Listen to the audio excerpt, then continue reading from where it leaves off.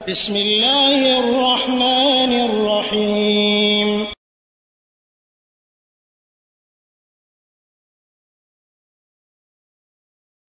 ওয়ালাইকুম আসসালাম ওয়া রাহমাতুল্লাহি ওয়া বারাকাতুহু। দুবাইয়ের দুলাল ভাই মোহাম্মদ সোহেল ভাইয়ের একটি প্রশ্ন পোস্ট করেছেন। সোহেল ভাই বলেছেন যে আমি আগে মক্কায় ছিলাম 12 বছর, মক্কা থেকে রিয়াদ এসেছি 5 বছর। এখন আমি যেই দোকানে চাকরি করে সেই দোকানের সীসা, মদ ইত্যাদি বিক্রি করায়, এইগুলির আমি বহন করে এগুলা নিয়ে দেই। এটা কি আমার জন্য ভালো হইতেছে? আলহামদুলিল্লাহ ওয়াসসালাতু ওয়াসসালামু আলা রাসূলিল্লাহ। সম্মানিত ভাই, আমরা জীবিকার তাগিদে বিভিন্ন জায়গায় যাই, কিন্তু অবশ্যই খেয়াল করা দরকার যে জীবিকাটা যেন আমাদের হালাল পথে উপার্জিত হয়। কারণ হারাম উপার্জনে বরকত নেই এবং এটা জায়েজও না। আল্লাহ রাব্বুল আলামিনকে যে ব্যক্তি ভয় করবে, আল্লাহ রাব্বুল আলামিন তার একটা পথ বের করে দেবেন।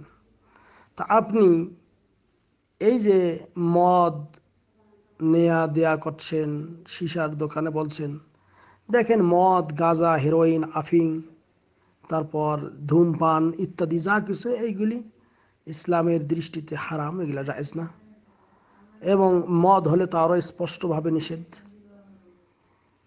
বিড়ি, সিগারেট, তামাক ইত্যাদি যা কিছু, আল্লাহ বলছেন ওয়ালা তুলকু বিআইদিকুম ইলা তাহলুকা, তোমার জীবনটা তুমি ক্ষতির দিকে দিও না।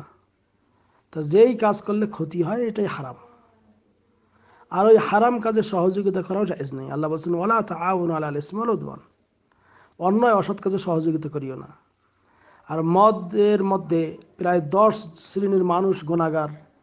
তার মধ্যে যে বহন করে, যে মদ বানায়, যে আসিরুহা মুআসিরুহা, হ্যাঁ, শারিবুহা, যে তাকে খাওয়ায়, যে খায়, যে বহন করে, যে হ্যাঁ বিক্রি করে, যে নিয়ে আসে, তা আপনি এই যে এইটা বহন করে একজন আরেকজনকে দিতেছেন, এটার জন্য আপনি গুনাহগার। আর জেনে শুনে এরকম গুনাহের কাছ থেকে উপার্জন করা যায় না। অতি সত্বর খুবই তাড়াতাড়ি আপনি এই দোকান থেকে বেরিয়ে যান এবং অন্য পথ অবলম্বন করেন, অন্য জায়গায় আপনি চাকরির সন্ধান করেন।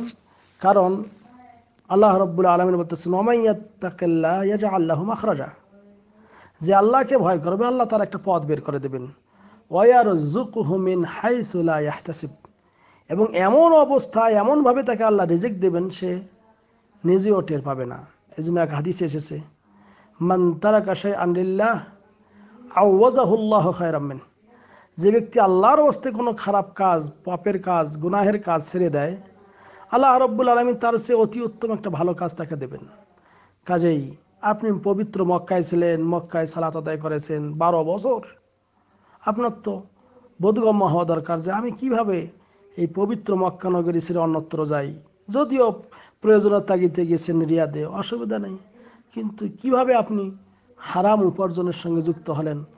টাকাটাই সর্বস্ব নয়, টাকা আজ আছে কাল নাই, কিন্তু এই টাকার হিসাব দিতে হবে। আল্লাহ নবী সাল্লাল্লাহু আলাইহি ওয়াসাল্লাম বলেছেন কিয়ামতের দিন যে প্রশ্ন করা হবে তার মধ্যে একটি হলো যে মিন আইনা ইকতাসাবতা ওয়া ফীমা আনফাকত, তুমি কোথা থেকে মাল উপার্জন করেছো আর কোথায় ব্যয় করেছো। তাই উপার্জন কিভাবে করতেছেন এ সম্পর্কে জিজ্ঞাসিত হবেন। কাজে আপনাকে হারাম পথে জিজ্ঞাসা করা ও উপার্জন করা জায়েজ না। আশা করি ক্লিয়ার হয়েছে। হাযা ওয়াল্লাহু আ'লাম বিস-সাওয়াব ওয়া সাল্লাল্লাহু আলা নবিয়িনা মুহাম্মদ। আসসালামু আলাইকুম ওয়া রাহমাতুল্লাহ।